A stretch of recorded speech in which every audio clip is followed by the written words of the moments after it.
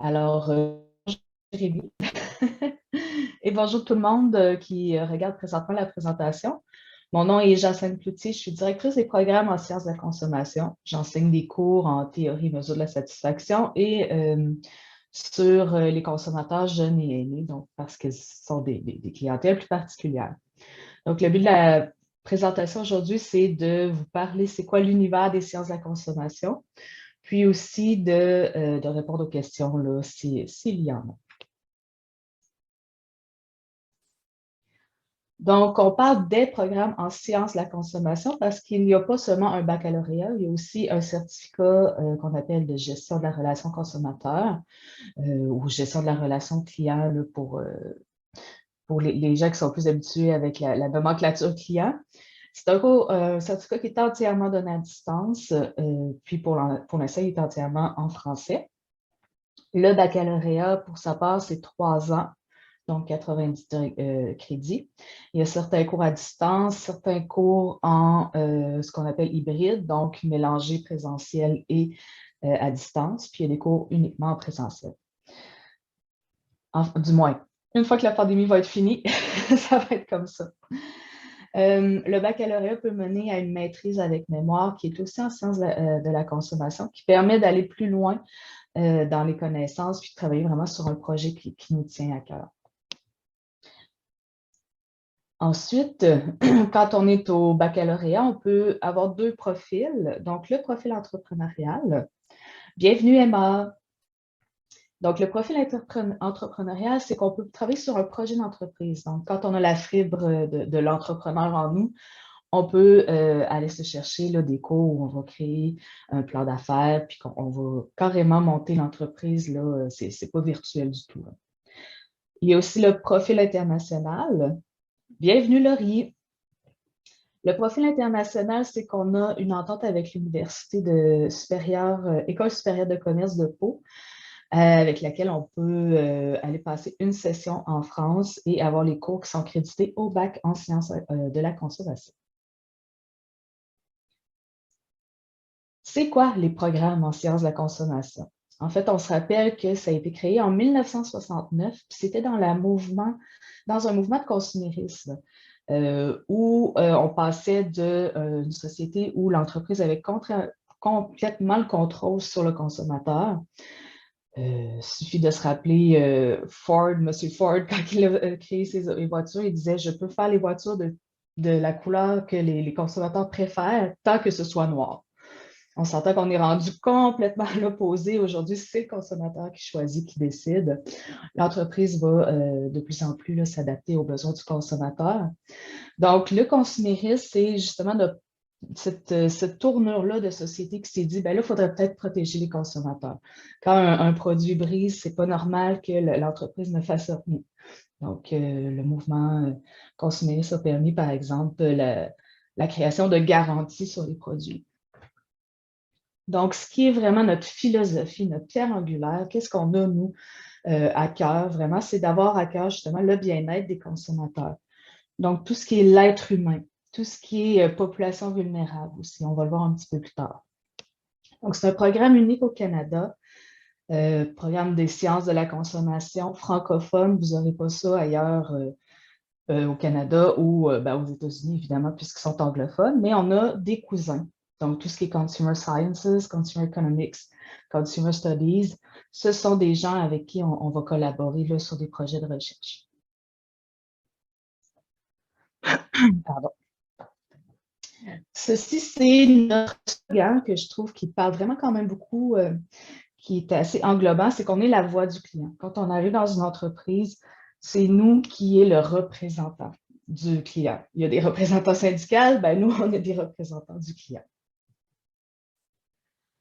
L'objectif, qu'est-ce qu'on veut développer chez l'étudiant, c'est de l'aider à se développer en tant que professionnel qui va contribuer au bien-être des consommateurs. Donc, déjà en partant, il y a vraiment la valeur où on va se préoccuper de la personne, de l'humain, de l'autre.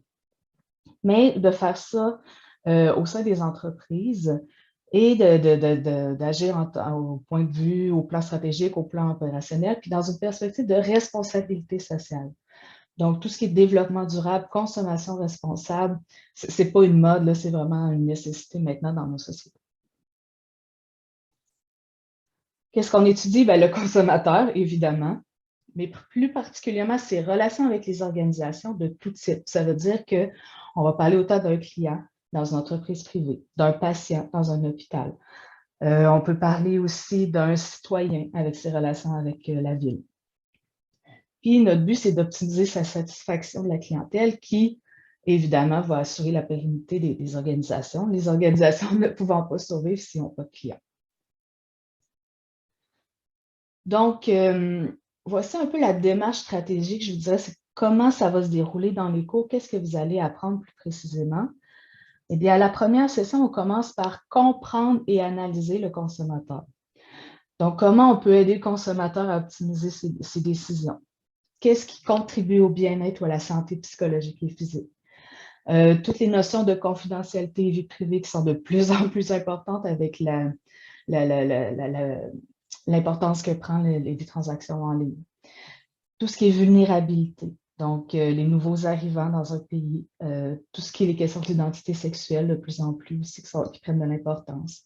L'agisme, même les questions spirituelles, les handicapés aussi, on a quelques projets de recherche là, pour vérifier comment les entreprises peuvent développer une plus grande ouverture pour avoir des équipements adaptés aux handicapés. On peut parler aussi de quelques dépendances, puis du consumérisme, évidemment, qui est au cœur de notre programme. Pour les personnes qui sont arrivées, je ne l'ai peut-être pas mentionné, mais si vous avez des questions en cours de route, vous ne vous gênez pas, vous pouvez m'interrompre tout simplement en ouvrant votre micro.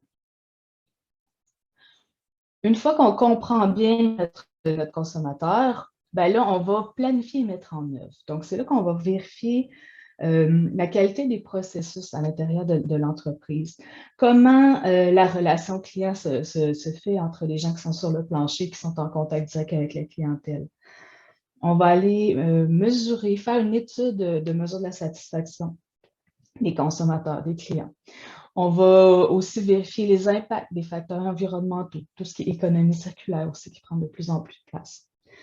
On va aller faire de la planification stratégique. On va mettre en place des plans d'action tout simplement pour s'assurer que l'entreprise est vraiment là pour est vraiment axée plus sur comment l'entreprise, justement, le côté responsabilité sociale. Donc, s'assurer que les décisions qui ont été prises ne vont pas impliquer des mauvaises conséquences sur la société ou de mauvaises conséquences sur le consommateur. Puis, il y a aussi un volet sur le bien-être des employés à cette étape-ci. Par la suite, une fois qu'on va avoir mis en application certaines stratégies, par exemple, je ne sais pas, moi, si je suis dans une entreprise qui vend des cellulaires, puis je me rends compte que, puis je ne sais pas si vous voyez ça, si vous avez aperçu ça, mais dans la télécom, souvent, on va privilégier les nouveaux clients plutôt que de s'occuper de son client fidèle. Ben, on pourrait être la personne qui vient dans l'entreprise et dire ben, ça n'a pas de bon sens, nos clients fidèles, il faudrait plutôt les récompenser plutôt que de les encourager à partir vers les concurrents. Donc, on aurait pu mettre en place un nouveau programme de fidélisation. Puis, finalement, dans évaluer et optimiser, ben là, c'est on vérifie si, finalement, les opérations, les nouvelles stratégies qu'on a mises en place, si elles permettent justement d'atteindre l'objectif de fidéliser la clientèle. Donc, c'est là qu'on va aller dans les recommandations, qu'on va pouvoir faire des ajustements, puis qu'on va aller dans ce qu'on appelle le processus d'amélioration continue. Ici, quand on parle des sciences de la consommation, on va parler d'études multidisciplinaires. Donc, vous avez ici devant vous quelques petites vignettes qui expliquent c'est quoi nos domaines d'expertise. Donc, un domaine d'expertise qui est vraiment de la connaissance du consommateur, comment on l'étudie. Ensuite, il y a la mesure et l'analyse des données. Tout ce qui est sondage, groupe de discussion, entrevue individuelle. Donc, on va vous montrer comment on fait ça et comment on utilise les données par la suite. Ensuite, on va avoir l'intégration de la voix du client. Donc, qu'est-ce qu'on fait une fois qu'on a mesuré, une fois qu'on a eu des groupes de discussion, qu'est-ce qu'on fait avec ces données-là? Bien là, on intègre ce que le client nous dit de ce qu'il a moins aimé ou de ce qu'il a vraiment aimé dans l'entreprise. Donc, on intègre tout ça dans nos opérations. Donc, ça, c'est un système d'amélioration continue, ce qui veut dire que ce n'est pas parce qu'en 2021, aujourd'hui, le client a dit ça, qu'en 2023, ça va être la même chose. Donc, on continue toujours à être à l'écoute de son client. Il y a une grosse portion aussi de protection du consommateur. Donc, un de nos collaborateurs, d'ailleurs, c'est l'Office de la protection du consommateur, qui est l'instance gouvernementale qui est là pour protéger le consommateur, pour l'informer des lois. Et d'ailleurs, vous allez avoir un cours là, sur les lois qui protègent le consommateur au Québec. Ensuite, on a une grosse portion d'enjeux durables, donc la consommation responsable, le consumérisme, tout ça, ça va rentrer dans cette portion-là. Nous avons aussi une expertise qui est avec les communications avec le consommateur. Donc, la gestion de la relation client, mais sur les médias sociaux, par exemple. L'analytique numérique, Google Analytics, toutes ces statistiques-là que nous, en tant que consommateurs, quand on va naviguer sur Internet, on laisse des traces. Bien, comment on peut utiliser ces traces-là, nous, en tant que professionnels, pour offrir un meilleur service aux clients? On a aussi une grosse portion sur l'alimentation et la distribution, puisque je ne connais pas beaucoup de consommateurs qui ne s'alimentent pas dans la vie. Donc, évidemment, on a aussi des cours là, qui se focalisent beaucoup sur l'alimentation. Oh, évidemment, j'ai passé par-dessus, mais notre diamant, tout ça, tout ce qui est au cœur, c'est l'expérience client, donc toujours l'amélioration de l'expérience client. Notre programme, excusez, notre programme se situe dans la faculté des sciences de l'agriculture et de l'alimentation. Vous me direz pourquoi cette faculté-là et non pas en administration, par exemple. Tout simplement parce que cette faculté-là, elle est vraiment portée sur l'analyse du bien-être. Donc, le bien-être animal pour les sciences animales, le bien-être du corps humain par l'alimentation avec les programmes de nutrition. Et nous, on est vraiment dans le bien-être du consommateur, le bien-être de l'humain. Donc, on ramasse tous les autres aspects du bien-être du consommateur, puis on vient mettre ça dans notre programme. Donc, c'est pour ça qu'on est bien situé dans notre faculté. Aux dernières statistiques, on avait plus de 2800 étudiants, dont plus que 300 là, qui sont en sciences de la consommation. Donc, c'est quand même un gros programme au sein de la faculté. On fait entendre notre voix, disons.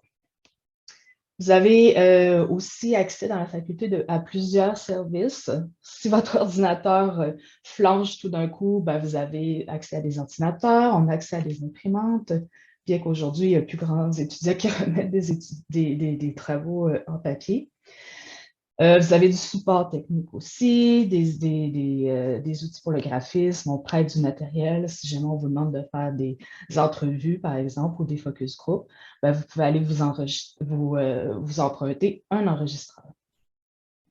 Il y a aussi plusieurs groupes, plusieurs associations étudiantes, dont le REC, le REC, qui est le regroupement des étudiants en consommation, la GETAC aussi, qui est un autre regroupement pour les étudiants, mais au niveau de la faculté.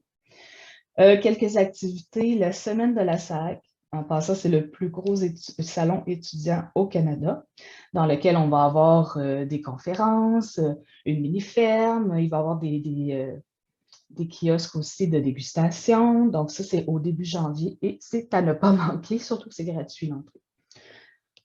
Ensuite, on a aussi, bon, évidemment, une cafétéria. On a un journal étudiant pour ceux qui ont plus la fibre là, de la rédaction. Plus pour nous en consommation, donc le REC, le regroupement des étudiants en consommation. Donc, il représente les étudiants en sciences de la consommation. Il va souvent organiser des événements, des projets, la fameuse initiation ou les fameux parties de fin de session. C'est eux qui s'en occupent. Donc, il y a quand même une vie étudiante assez mouvementée. Puis aussi, ils sont là non pas seulement pour l'amusement, mais aussi d'un côté plus sérieux pour représenter les étudiants. Par exemple, au comité de programme, on a toujours au moins 2 étudiants du REC qui viennent parler qui sont la voix finalement de leurs étudiants pour dire, bon, ben tel cours, il faut faire quelque chose, les étudiants sont vraiment satisfaits. Ou, il nous manquerait, je ne sais pas moi, une salle de travail. Ce n'est pas le cas, mais s'il manquait quelque chose comme ça, ben, ce serait le REC qui viendrait nous en informer.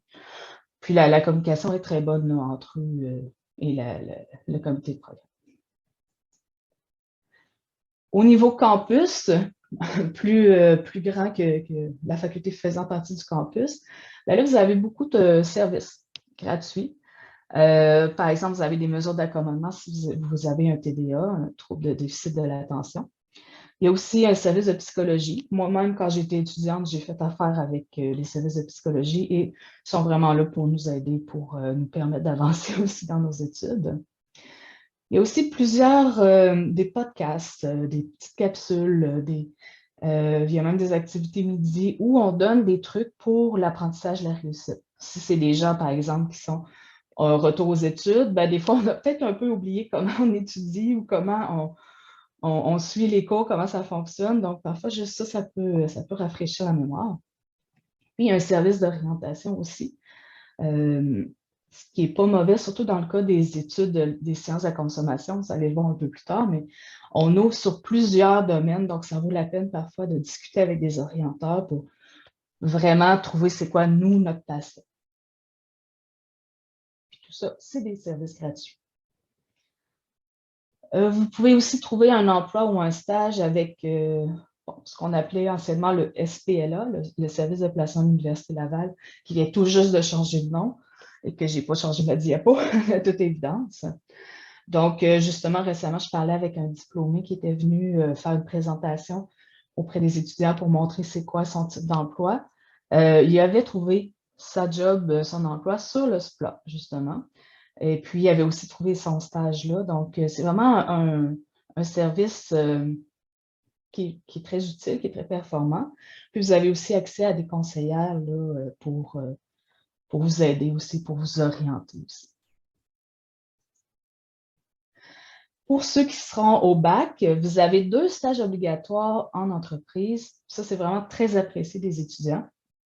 Donc, c'est des stages qui sont supervisés, soit à l'intérieur de l'entreprise, soit des fois, c'est carrément vos profs qui vont vous superviser. Par exemple, moi, une de mes spécialités, c'est faire les sondages de satisfaction. Donc, si vous allez en entreprise et qu'on vous demande d'en faire un, bien évidemment, c'est sûr que je vais vous superviser, ça va me faire plaisir. On demande un minimum de 2 jours par semaine pendant 12 semaines, mais ça peut être plus, ça peut être à temps plein. Souvent, l'été, les étudiants vont utiliser un stage à temps plein, vont s'inscrire à un stage à temps plein. La très grande majorité du temps sont rémunérés. Donc, c'est toujours à la discrétion de l'employeur, mais je dirais 98 du temps, c'est rémunéré. Puis, pour l'employeur, ben, il y a le droit là, à un crédit d'impôt, ce qui peut toujours stimuler l'employeur à prendre un stagiaire. Pour aider aussi, voici un peu à quoi ça ressemble un portail des cours à l'Université Laval. Donc, vous avez par exemple les cours, ici c'est consommétrie, mesure de concept et en consommation. Puis, vous avez aussi ce qu'on appelle un site programme. Donc, au lieu de vous donner un document que vous allez sûrement perdre à quelque part, vous avez accès à de l'information mise à jour constamment sur le site de cours, sur le site programme, sur le portail des cours. Donc, toujours à distance de votre cellulaire, finalement. Est-ce que moi qui pense vouloir aller au bac, j'ai les qualités qu'il faut? Ben, en fait, vous avez ici une liste de qualités qui sont souvent reconnues ou qui sont observées chez nos étudiants, chez nos diplômés. Évidemment, vous n'êtes pas obligé de cocher toutes ces qualités-là. Mais c'est sûr qu'au centre de ça, il y a le souci des intérêts des consommateurs, des êtres humains, en fait. Puisque on est multidisciplinaire, souvent, c'est des gens polyvalents, donc qui, en bon québécois, des touche-à-tout, donc qui sont curieux, qui aiment développer des compétences dans un domaine ou dans un autre et d'en faire un amalgame qui va lui être utile. L'aptitude au travail d'équipe, justement parce qu'on développe des capacités de discuter, par exemple, autant avec une équipe marketing qu'avec une équipe juridique qui va s'occuper des cas plus justement de loi par rapport aux consommateurs. Donc, on développe ces habiletés-là, ce vocabulaire-là pour pouvoir travailler en équipe et avec différentes équipes. On peut aimer la recherche et l'analyse. Évidemment, faire un sondage, faire des groupes de discussion, c'est une forme de recherche. Puis, ça nous permet d'analyser aussi un corpus de données pour pour prendre des décisions pour, évidemment, autant le bien-être du consommateur que pour notre société. Beaucoup de nos étudiants aussi sont assez autonomes. On a beaucoup d'entrepreneurs qui viennent en sciences de la consommation puis qui, après leurs études, ont parti leur propre entreprise qui est pérenne et qui va très bien. Beaucoup de nos étudiants aussi nous disent aimer la gestion, le marketing, gestion vraiment dans le sens large, le marketing, donc publicité, contact, communication avec la clientèle. Puis, il y a aussi le terme aimer, influencer, convaincre, et je vous rassure tout de suite, ce n'est pas dans le sens on est des vendeurs, on vend n'importe quoi et on veut influencer n'importe qui, mais bien dans une perspective plus d'éducation du consommateur. Donc, influencer en éduquant le consommateur à prendre des bonnes décisions et non pas nécessairement l'influencer à acheter n'importe quoi. Nos taux de placement, nos salaires sont quand même très bons. Là, les dernières données que j'ai sont en 2019. Donc, ceux qui sont en emploi, 80 dont 100 à temps plein. Et nous avons 17 qui ont poursuivi aux études, que ce soit pour aller se perfectionner avec un certificat ou continuer à la maîtrise. Donc, ce qui nous donne plus de 97 là, de personnes qui sont occupées après le bac. Et le salaire horaire moyen est de 24 $ à la sortie des études, évidemment. Ça monte avec l'expérience. Si on se compare avec les autres, ici, j'avais accès aux données là, des autres bacs seulement en 2017. Donc, en droit, bon, 58 %. Si on se compare avec communication et journalisme, qui a quand même un lien avec notre portion communication avec les consommateurs, donc 75 %. Génie mécanique, 80 %. Administration des affaires, 82 %. Marketing et achat, 83 %. Puis en 2017, nous, on était à 89 % parce qu'à ce moment-là, il y avait moins de personnes qui poursuivaient aux études. Donc, on se situe quand même au-dessus de certains des programmes là, qui ont des points communs avec nous. Et on se situe clairement au-dessus de la moyenne québécoise. On a toute une variété de secteurs d'emploi, d'employeurs qui peuvent accueillir nos diplômés. Donc, tout le secteur manufacturier, meubles South Shore, l'industrie du meuble, l'industrie des biens de consommation, là, comme les pâtes, les dentifrices, Procter & Gamble, Nestlé pour, entre autres, les chocolats. Donc, on voit qu'on se diversifie autant dans le manufacturier que dans le commerce de gros de détail. Donc, quand on dit Provigo, Métro, excusez-moi, ou Simons, ben, on s'entend que ce n'est pas des gens qui sont sur le plancher à vendre des vêtements ou à vendre des saucissons au comptoir, mais bien d'être plus au niveau des décisions stratégiques là, par rapport au commerce de détail. Dans le service, il y a beaucoup de gens aussi qui vont au Festival d'été de Québec, par exemple. ACEF, qui est l'Association de consommation en éducation familiale. Donc, c'est des gens qui sont dans le communautaire puis qui vont agir auprès des gens là, en tant que conseiller budgétaire, par exemple. Donc, on touche aussi au domaine communautaire. Le sondage et communication, donc il y en a beaucoup qui développent une passion pour les sondages et pour tout ce qui est recherche stratégique, études de marché. On a aussi de plus en plus la fonction publique qui adopte une posture d'amélioration continue et qui sont intéressés à employer nos étudiants. Donc, tout ce qui est CEPAC, c'est pour les parcs régionaux, Revenu Québec, l'Office de la protection du consommateur et plusieurs organisations publiques de la fonction publique. Puis, on a aussi le domaine des services en assurance et finances. On s'entend que les services à la clientèle, quand on vend des biens intangibles comme une police d'assurance, ben, eux aussi là, sont très intéressés par les compétences qui sont développées dans notre programme. Qu'est-ce qu'on peut faire? Quel genre de job qu'on peut avoir? Ben, on peut être acheteur pour une entreprise. Donc, les capacités d'analyse de données qu'on développe, on peut les mettre là, au service de quels produits on peut mettre en marché. coordonner des opérations, être consultant à son compte ou pour une entreprise, par exemple CGI. Un agent de communication, gestionnaire de communauté, qui est un poste qui prend de plus en plus d'importance au sein des entreprises, chargé de projet, conseiller à l'expérience client.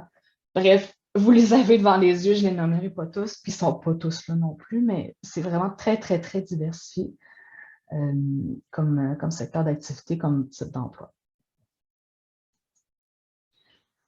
Donc, c'est ce qui conclut ma présentation. Je vous remercie de votre présence. Puis, si vous avez des questions, je peux arrêter l'enregistrement pour que vous soyez moins gênés de vous exprimer. Alors, merci beaucoup, puis à bientôt.